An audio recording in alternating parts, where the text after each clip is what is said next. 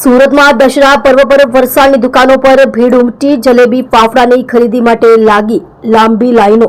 આજે દશેરાના પાવન પર્વ નિમિત્તે સુરત શહેરમાં ફરસાણની દુકાનો પર ભારે ભીડ જોવા મળી રહી છે।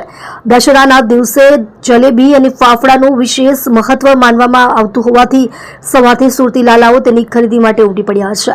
સુરતના અડાજણ વિસ્તારમાં આવેલી ફરસાણની દુકાનો પર તો જલેબી અને ફાફડા ખરીદવા માટે લોકોની લાંબી લાઈનો જોવા મળી હતી। આ વર્ષે પણ લોકો उत्साहपूर्वक आ परंपरागत नाश्तानी खरीदी કરી રહ્યા છે। સુરતની એક પરંપરા રહી છે કે દશેરાના દિવસ દરમિયાન સુરતી લાલાઓ લાખો રૂપિયાના જલેબી ફાફડાઓ આરોગી જાય છે। આ જ કારણોસર વેપારીઓએ વહેલી સવારથી જ ગ્રાહકોને પહોંચી વળવા માટે તમામ તૈયારીઓ અગાઉથી જ પૂર્ણ કરી દીધી હતી। જોકે આ વર્ષે ફરસાણના ભાવમાં પણ વધારો જોવા મળી રહ્યો છે, તેમ છતાં લોકોના ઉત્સાહમાં કોઈ ઘટાડો થયો નથી અને મોટી સંખ્યામાં લોકો ખરીદી કરવા માટે પહોંચી રહ્યા છે। મારું નામ અભિષેક પૂજારા છે।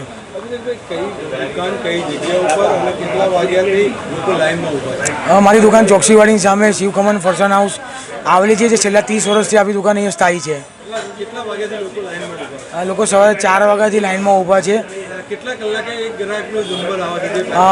અમે લોકો ગ્રાહકને પૂછ્યું, ત્યારે જોયું ને અમે જાતે પૂછ્યું ગ્રાહકને, તો 2-3 કલાકે ગ્રાહકના નંબર આવે છે। શિવખમન પરિવારે જે ગ્રાહક અમારા માનીતા ચાહતા ગ્રાહક છે, 2 કલાક લાઈનમાં ઊભા છે, એ લોકો માટે છાશનું વિતરણ ચાલુ છે, જેને ચા પીવાનું ચાનું વિતરણ ચાલુ છે।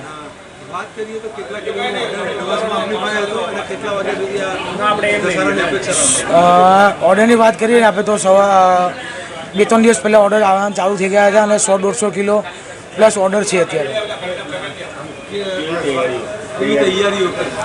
જે આપણે ઓર્ડર લીધા છે એના માટે 1 દિવસ પહેલાં આપણે ફાફડા બાંધીને રાખ્યા છે, અને જે થોડા ઘણા ફાફડા બાંધ્યા કે જે ગ્રાહકની લાઈનમાં નથી ઊભા રહેવું, ડાયરેક્ટ લઈ જવા છે, એ લોકો માટે એ રીતે રાખ્યું છે।